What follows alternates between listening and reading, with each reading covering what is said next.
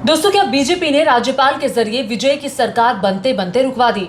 आखिर क्यों राजभवन से विजय को आज फिर से दोबारा वापस खाली हाथ लौटना पड़ा?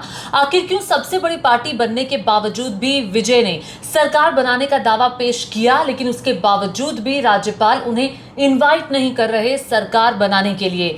देखिए, सबसे बड़ा सवाल इस वक्त तमिलनाडु की राजनीति में जो मौजूद है वो यही है कि तमिलनाडु में क्या होगा। इस वक्त तमिलनाडु की राजनीति सस्पेंस से भरी है और रणनीति से भरी है। मैं आपको बता दूं कि आज थलापति विजय का शपथ ग्रहण होने वाला था, लेकिन ये शपथ ग्रहण नहीं हो पाया क्योंकि अभी तक राज्यपाल ने इनवाइट नहीं किया थलापति विजय को सरकार बनाने के लिए।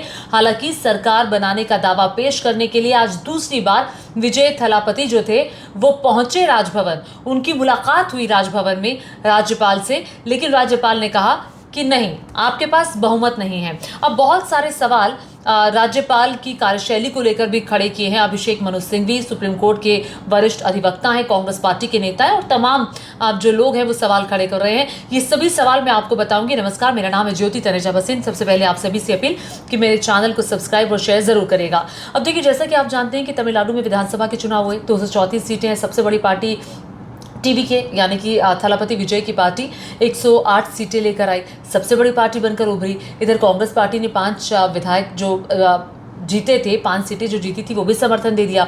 अब कहानी में ट्विस्ट आ गया कि 108 जमा 5 113। चूंकि थलापति 2 सीटों से लड़े थे तो एक सीट तो उनको छोड़नी होगी, 107 सीट हो गई, तो फिर 107 जमा 5 112 हो गई। अब आगे क्या? 6 विधायक कहाँ से आएंगे? क्योंकि जो बहुमत का आंकड़ा है वो 118 का है। अब 6 विधायक कहाँ से आएंगे ये नहीं पता, लेकिन अक्सर क्या होता है कि जो सबसे बड़ा गठबंधन है या सबसे बड़ी पार्टी है वो सरकार बनाने का दावा पेश करती है, राज्यपाल उसको स्वीकार करते हैं और कहते हैं कि चलो फ्लोर टेस्ट होगा, फ्लोर पर आप क्योंकि अल्टीमेटली टेस्ट तो फ्लोर पर ही होगा, सभी को बहुमत साबित करना होगा। लेकिन यहाँ राज्यपाल ये कहते हैं कि नहीं, आपके पास 118 विधायकों के नंबर नहीं है। मैं नहीं चाहता हूँ कि किसी प्रकार की कोई अस्थिर सरकार आए, आप नंबर का जुगाड़ करिए, आप फिर से हमारे पास आइएगा, आप नंबर लेकर आइएगा, 118 विधायकों का समर्थन लेकर आइएगा। अब समर्थन कौन देगा, कौन नहीं देगा? इधर डीएमके की तरफ से ये कहा गया है, स्टालिन ने कहा है कि देखिए 6 महीने तक हम नहीं छेड़ेंगे थलापति विजय को, कुछ नहीं करेंगे, उनको काम करने देंगे और हम विपक्ष में बैठने के लिए वो तैयार है, वो रेडी है। तो ये बात कुल मिलाकर के निकल के सामने आई है। लेकिन सवाल सबसे बड़ा ये खड़ा होता है और अभिषेक मनु सिंघवी ने जो सवाल उठाया, उन्होंने साफ तौर पर कहा कि संवैधानिक परंपरा के हिसाब से राज्यपाल को विजय को सरकार बनाने के लिए बुलाना चाहिए। जब किसी दूसरी पार्टी ने दावा ही नहीं किया तो फिर इतनी देरी क्यों हो रही है? क्यों आखिर जो सरकार बनाने का दावा विजय की तरफ से पेश किया गया था वो राज्यपाल ने स्वीकार नहीं किया? इसकी उन्होंने कहा मैं निंदा करता हूं। हाँ, सुप्रीम कोर्ट के दरवाजे हमेशा खुले हैं, सुप्रीम कोर्ट के दरवाजे खुले हैं। तो अभिषेक मनु सिंघवी कह रहे हैं कि राज्यपाल बाध्य हैं इस बात को लेकर कि तमिलनाडु की जो सबसे बड़ी पार्टी है उस पार्टी को सरकार बनाने के लिए निमंत्रण दिया जाए। इस तरह का विलंब होना संविधान के खिलाफ है, सभी संवैधानिक रास्ते खुले हुए हैं, ये अभिषेक मनु सिंघवी कहते हुए। लेकिन सवाल तो देखिए ये खड़ा होता है और जो कांग्रेस पार्टी भी कह रही है कि आखिर जो बीजेपी है वो इस वक्त राज्यपाल के जरिए खेल करना चाहती है। बीजेपी नहीं चाहते कि थलापति विजय जो है वो सरकार बनाए, क्योंकि जैसा कि आप जानते हैं जब कैंपेन भी हो रहा था तो और वैसे भी थलापति विजय जो है उन्होंने बीजेपी को अपना राजनीतिक शत्रु कहा था। और इतना ही नहीं, आपको याद होगा जो थलापति विजय हैं वो बीजेपी के खिलाफ कई बार जमकर बोले हैं। और अभी हाल ही में चूँकि ये जनरली ये कहा जाता है ना कि भैया जो भी बोल रहा है सरकार बना रहा है और अगर उसे बीजेपी का समर्थन नहीं है, बीजेपी की समर्थित पार्टी नहीं है तो फिर ईडी सीबीआई लग जाती है। देखिए एक खबर ये भी आ गई है, Madras high court direct registry to list plea seeking FIR PMLA probe against TVK chief Vijay over alleged suppression of income. तो देख लीजिए, अब ये तो होना ही था और इसके लिए मुझे लगता है हर नेता को तैयार भी रहना चाहिए अगर वो बीजेपी में नहीं है। एनीवेज, सवाल ये खड़ा होता है कि अब आगे क्या होगा। आज शपथ ग्रहण होने वाला था, कितने लोग वहाँ पहुँच गए थे शपथ ग्रहण के लिए, लेकिन शपथ ग्रहण नहीं हो पाया, वापस लौटे। कई लोग तो रोते हुए भी नजर आए कि हमारे जो विजय हैं वो शपथ नहीं ले रहे, क्योंकि देखिए विजय कोई सिर्फ राजनीतिज्ञ नहीं है, वो बहुत बड़े एक्टर हैं और इतना बड़ा एक्टर जब अपना अभिनय का करियर छोड़ करके जब वो राजनीति में आए, तो जाहिर तौर पर राजनीति में आने के बाद किसी को नहीं पता था कि इतनी जल्दी वो ये मुकाम हासिल कर लेंगे। किसी ने नहीं सोचा था कि 108 सीटें उनकी पार्टी की आ जाएंगी, और आई ये सीटें। अब विजय के पास, विजय किंग तो हैं, लेकिन फिर भी किंग तमिलनाडु के वो नहीं बन पा रहे हैं, मुख्यमंत्री नहीं बन पा रहे हैं। अब देखिए, सबसे बड़ा जो सवाल है वो ये कि आज वो दोबारा गए, दोबारा उन्हें वापस लौटाया राजभवन से। राज्यपाल ने ये कह करके कि जाइए, आपके पास 118 विधायक नहीं हैं, आप 118 विधायकों का समर्थन वाला पत्र ले आइए, मैं आपको सरकार बनाने का न्योता दे दूंगा। तो बहुत सारे एक्सपर्ट्स ये कह रहे हैं कि जो एक राज्यपाल का काम होता है वो सबसे बड़े गठबंधन या सबसे बड़ी पार्टी को सरकार बनाने के लिए न्योता देना होता है, या अगर कोई सरकार बनाने का दावा बड़ी पार्टी पेश कर रही है तो उस न्योते को स्वीकार करना होता है, क्योंकि अल्टीमेटली जो आपका टेस्ट होगा वो तो फ्लोर पर आकर होगा, फ्लोर पर साबित होगा ना, कोई जीता या हारा। आप फ्लोर के लिए, फ्लोर पर अपना बहुमत साबित करने का बड़ी पार्टी को मौका तो दीजिए। वो मौका नहीं दिया गया, वो मौका इस पार्टी को अभी तक नहीं दिया गया। अब आगे क्या होगा, क्योंकि खबरें ये भी आ रही हैं कि हो सकता है कि एआईडीएमके, डीएमके का कुछ हो जाए। ये बहुत मुश्किल लगता है। डीएमके ने विपक्ष में बैठने का विपक्ष में बैठने के लिए कह दिया है कि हम तैयार हैं, 6 महीने हम नहीं छेड़ेंगे टीवीके को।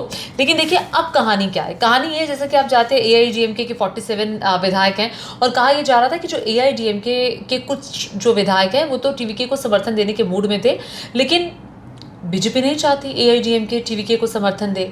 ऐसे में पीएमके के 4 विधायक हैं, सीपीआई सीपीएम के हैं, एक वीसी के नाम की पार्टी है, उसके पास भी 2 विधायक हैं। अब ये जो छोटी छोटी पार्टियां हैं, क्या ये समर्थन देगी? अगर ये आ जाए तब तो कोई दिक्कत ही नहीं है। मैं बताऊं आपको, वीसी के तो बिल्कुल नहीं देगी, क्योंकि ये डीएमके की गरीब पार्टी है। क्या डीएमके अगर ये समर्थन दे देते हैं, जैसा कि डीएमके ने कहा था कांग्रेस पार्टी को, भैया आप पे तो पीठ में छुरा घोंपा, तो ऐसे में वीसी के क्या करेगी? पीएमके बीजेपी को समर्थन देने वाली पार्टी है, वो भी इस तरह का कोई कदम नहीं उठाएगी और ना कोई पंगा लेना चाहेगा।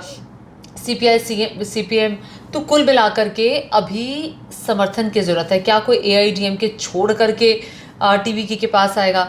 अभी ये होता हुआ भी दिखाई नहीं दे रहा है। या फिर राज्य में दोबारा से चुनाव की स्थिति पैदा होगी, ये एक बड़ी बात है कि क्या फिर राज्य में दोबारा से चुनाव की स्थिति पैदा होगी। एआईडीएमके डीएमके तो दूर विरोधी पार्टियां हैं। ये भी कहा जा रहा था कि हो सकता है एआईडीएमके अपना एक वो बना ले, मुख्यमंत्री बना ले, डीएमके बाहर से सपोर्ट कर दे। ये होता हुआ फिलहाल देखिए, राजनीति में किसी भी चीज़ से इनकार नहीं किया जा सकता, लेकिन मैं नहीं कह रही हूँ कि ये नहीं ही होगा। अभी तक का जो सिनेरियो है वो यही कहता है कि ये नहीं होने जा रहा है। और मैं आपको ये भी बता दूं कि अभी जो गेंद है वो राज्यपाल के पाले में है। राज्यपाल अभी भी चाहे तो टीवीके को मौका दे सकते हैं कि आइए, आप सरकार बनाने का दावा हम जो आप पेश कर रहे हैं हम उसको स्वीकार करते हैं, आप आइए, फ्लोर पर आइए, टेस्ट दीजिए। अब देखना ये होगा कि तमिलनाडु की राजनीति में क्या होता है। क्या विजय वाकई में समर्थन जुटा पाएंगे? क्या राज्यपाल सरकार बनाने के लिए इनवाइट करेंगे विजय को? और या फिर जो सबसे बड़ी बात है, दिल्ली की तरह तमिलनाडु में भी दोबारा चुनाव हो गया। आपको याद है अरविंद केजरीवाल को कुछ दिन की जब सरकार चली थी, कांग्रेस पार्टी ने समर्थन दिया था, फिर कांग्रेस पार्टी ने समर्थन वापस ले लिया था और स्थितियां बहुत ख़राब हो गई थी।